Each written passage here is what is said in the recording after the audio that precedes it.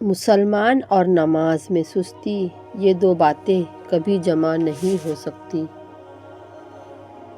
رسول اللہ صلی اللہ علیہ وسلم نے فرمایا، جو شخص 3 جمعوں کی نمازیں بلا عذر چھوڑتا ہے، اس کے دل پر مہر لگا دی جاتی ہے۔ حضور صلی اللہ علیہ وسلم نے فرمایا، بتاؤ کسی کے دروازے پر نہر ہو اور اس میں ہر روز 5 بار غسل کرے، اس کے بدن پر میل رہ جائے گا؟ عرض کی نہیں۔ فرمایا، یہی مثال 5 نمازوں کی ہے کہ اللہ تعالیٰ ان کے سبب خطاؤں کو معاف فرما دیتے ہیں۔ رسول اللہ صلی اللہ علیہ وسلم کا ارشاد گرامی ہے، لوگ جمعہ کی نماز چھوڑنے سے باز آ جائیں، ورنہ اللہ تعالیٰ ان کے دلوں پر مہر لگا دیں گے، پھر وہ لوگ غافل لوگوں میں سے ہو جائیں گے۔ نماز کی فکر اپنے اوپر فرض کر لو، خدا کی قسم دنیا کی فکر سے آزاد ہو جاؤ گے اور کامیابی تمہارے قدم چومے گی۔ فرمان مصطفیٰ، تم میں ہر ایک جب تک وہ اپنی اس جگہ پر ہی رہے جس جگہ اس نے نماز ادا کی، اور وہ نہ کلام کرے اور نہ ہی اپنی جگہ سے کھڑا ہو، تو اللہ تعالیٰ کے فرشتے اس کے لیے دعا کرتے ہیں، اے اللہ اس کو بخش دے اور اس پر رحم فرما۔ مصیبت میں صبر اور نماز 2 کنجیاں ہیں جو آپ کو اللہ تعالیٰ کا ساتھ دلواتی ہے۔ ان کے بغیر یہ ساتھ نہیں ملتا۔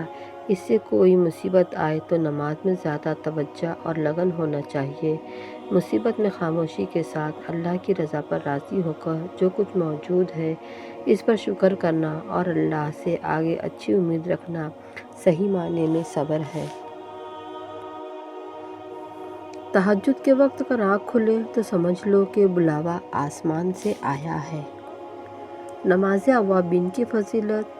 جناب رسول اللہ صلی اللہ علیہ وسلم نے فرمایا، جو شخص مغرب کے بعد 6 رکعتیں اس طرح پڑھے کہ ان کے درمیان کوئی واہیات گفتگو نہ کرے، یہ 12 برس کی عبادت کے برابر ہے۔ رسول اللہ صلی اللہ علیہ وسلم نے فرمایا، جب کوئی مشکل پیش آئے یا کسی بات سے غمگین ہوتے تو آپ نماز پڑھنے لگتے۔ صبر اور نماز کے ذریعے اللہ تعالیٰ سے مدد طلب کرو۔ یہ نماز بہت بھاری ہوتی ہے، سوائے ان لوگوں کے جو اللہ سے ڈرنے والے ہیں۔ نبی کریم صلی اللہ علیہ وسلم نے فرمایا، فجر کی نماز سے پہلے ہی 2 رکعتیں سنت دنیا اور دنیا کی تمام چیزوں سے زیادہ بہتر ہے۔ رسول اللہ صلی اللہ علیہ وسلم نے فرمایا، جو شخص ہر فرض نماز کے بعد آیت الکرسی پڑھتا رہا، اسے جنت میں جانے کے لیے موت کے علاوہ کوئی چیز رکاوٹ نہیں ہوگی۔ حضور صلی اللہ علیہ وسلم نے فرمایا، میری آنکھوں کی ٹھنڈک نماز میں ہے۔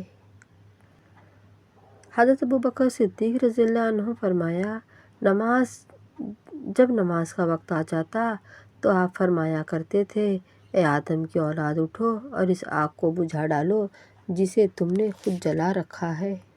سورج کی شعاعیں کتنی تیز ہی مگر معمولی سی بادل ان شعاعوں کو روک دیتے ہیں، اسی طرح گناہ کتنے ہی زیادہ طاقتور ہی ہوں نماز روک دیتی ہے۔ نماز شیطان کی شکست اور مومن کی جیت ہے۔ وقت پر ادا کی ہوئی نماز اللہ تعالیٰ کو تمام اعمال میں زیادہ محبوب ہے۔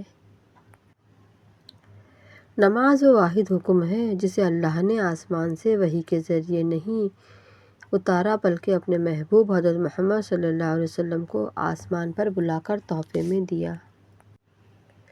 حضرت جابر رضی اللہ تعالیٰ عنہ سے روایت ہے، رسول اللہ صلی اللہ علیہ وسلم نے فرمایا، بندے اور کفر کے درمیان نماز چھوڑ دینے کا ہی فاصلہ ہے۔ حضرت ابوذر فرماتے ہیں، ایک دفعہ حضور صلی اللہ علیہ وسلم نے فرمایا، سردی کے موسم میں باہر تشریف لائے اور پتے درختوں پر گر رہے تھے۔ آپ نے ایک درخت کی ٹہنی ہاتھ میں لی اور اس پتے بھی گرنے لگے۔ آپ نے فرمایا، اے ابوذر، مسلمان بندہ جب اخلاص سے اللہ کے لیے نماز پڑھتا ہے تو اس کے گناہ ایسے ہی گرتے ہیں جیسے یہ پتے درخت سے گر رہے ہیں۔ بے شک نماز نیند سے بہتر ہے۔ سجدے کی توفیق اللہ پاک کی طرف سے محبت کا اشارہ ہے۔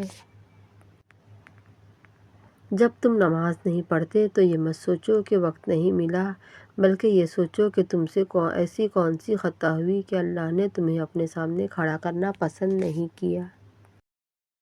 اگر تمہیں نماز سے سکون نہیں ملتا تو تم سکون سے نماز پڑھا کرو۔